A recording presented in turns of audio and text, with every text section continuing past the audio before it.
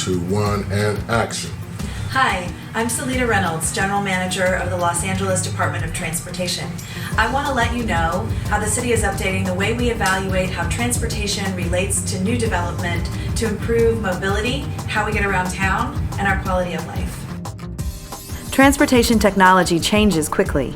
New ride-sharing services like Uber and Lyft have changed the way people get around Los Angeles. In November 2016, we voted to invest $120 billion in comprehensive new transportation choices, which will continue to evolve how we use our streets. Our city's analysis and regulations must evolve too. That means understanding how people travel is just as important as building infrastructure and fixing potholes.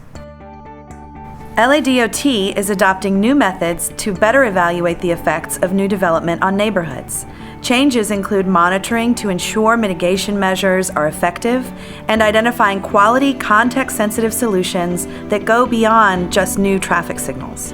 We are improving our transportation analysis methods to achieve environmental protection goals shared by the city, county, and state, and to also reflect what people care about in their neighborhoods and their city. We know the ways we currently study traffic in Los Angeles can result in outcomes that are out of step with our vision for growth and neighborhood quality. The existing approach conflicts with our Complete Streets policy and community values. We also know it doesn't work. We can't build our way out of congestion. By evaluating impacts based on driver delay, we prioritize the number of cars that can move through an intersection over everybody else.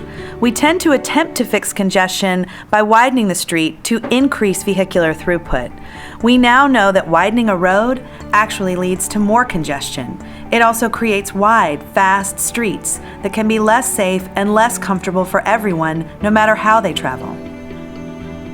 Our old way of doing things, which focused almost entirely on local intersections, overlooks how new development can add long-distance trips to our streets.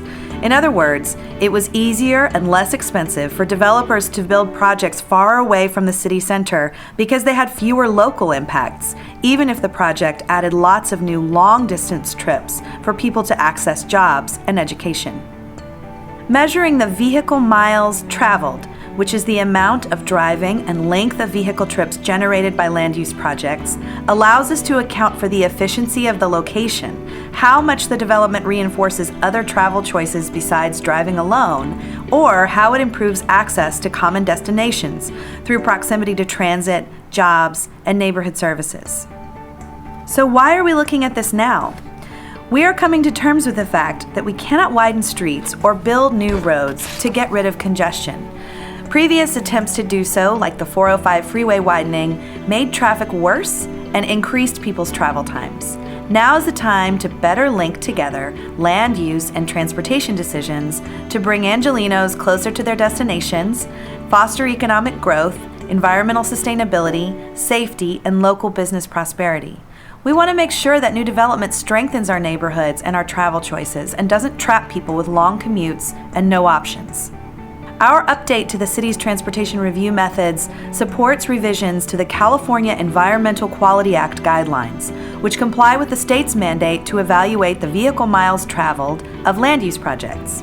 State guidance tasks cities to replace delay-based vehicle level of service with vehicle miles traveled per capita as an impact criteria under CEQA. Evaluating vehicle miles traveled helps complete the transportation puzzle by offering a more complete picture of how land use affects our transportation system.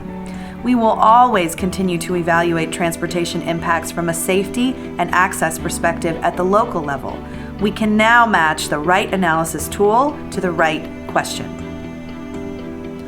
By focusing on VMT, we can better relate the choices we make during project evaluation to the outcomes that people care about. We can improve mobility by assessing projects based on total travel distance, encouraging development near transit, and promoting more travel choices.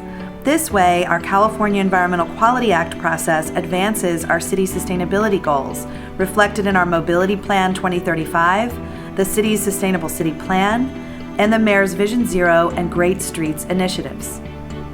We're updating the way we look at transportation and new development to make our streets safe, give people choices for how they get around, be more sustainable and resilient, and improve your quality of life. Hi, I'm Salita Reynolds, General Manager of the Los Angeles Department of Transportation. You are watching part 2 of our informational video series describing our new transportation review methodology. Let me unpack the technical details of this new process. Using newly available comprehensive transportation data sources and site-specific trip information, we updated our tools to make sure our new process captures LA-specific characteristics rather than generalized averages from around the country. We updated and validated our travel demand forecasting model to help us understand where and how far people are traveling in any given area with a greater degree of accuracy. We collected trip and parking data from existing Los Angeles projects to estimate trip generation based on local travel patterns.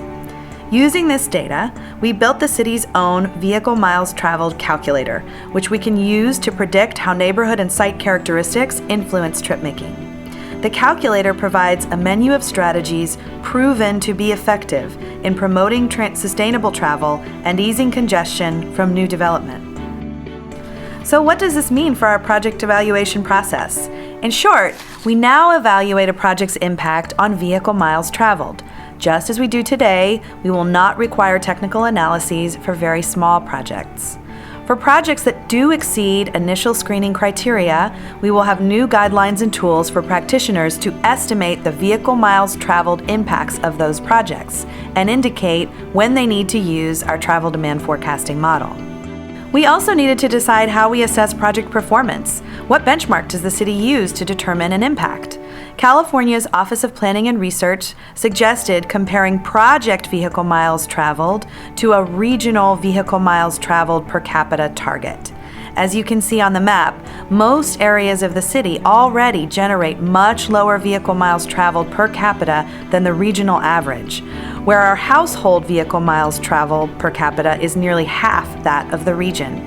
This makes sense considering how easy it is to access housing and jobs using transit in the city relative to other cities. We asked a panel of peer professionals to help us determine a measure of comparison that would result in meaningful level of scrutiny in our evaluation process and would be tailored to account for the travel characteristics of the city's diverse neighborhoods. We chose Area Planning Commission geographic boundaries as the vehicle miles traveled benchmark unit of measurement to provide a fair level of comparison when reviewing a project's impact on travel. This helps guarantee context-sensitive development review so that a project in the San Fernando Valley is compared to the average vehicle miles traveled per capita in that area rather than being compared to the characteristics of different parts of the city. With this new approach, we worked to simplify the process by developing a vehicle miles traveled calculator, shown here to be used by all practitioners that do transportation impact studies. The calculator requests the user to input their project's location, planned uses, and project size to estimate its vehicle miles traveled.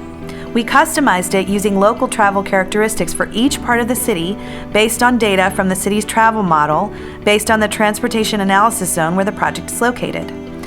The calculator considers housing affordability and local neighborhood characteristics that inform travel behavior, such as access to transit or proximity to diverse destinations. It also provides the user with options to include a wide range of travel demand management strategies proven to reduce vehicle miles traveled. On the right side of the screen, you can see how the calculator reports the estimated daily vehicle trips, daily vehicle miles traveled, and household or employee vehicle miles traveled per capita. There are many transportation demand management strategies that can help reduce vehicle miles traveled and congestion, including parking management, transit incentives, and network improvements. Our old method did not achieve these goals. Proposed projects can also take advantage of new mobility services to further expand choices, such as membership to car sharing. By providing a bundle of mobility options, we can encourage people to use the most sustainable one. As we analyze site-specific data from project monitoring reports we review in our city, we can refine the calculator with even greater accuracy around trip making and parking demand after these projects are open. We also expect to monitor the projects themselves closely and create agreements to make sure they are performing the way we hoped.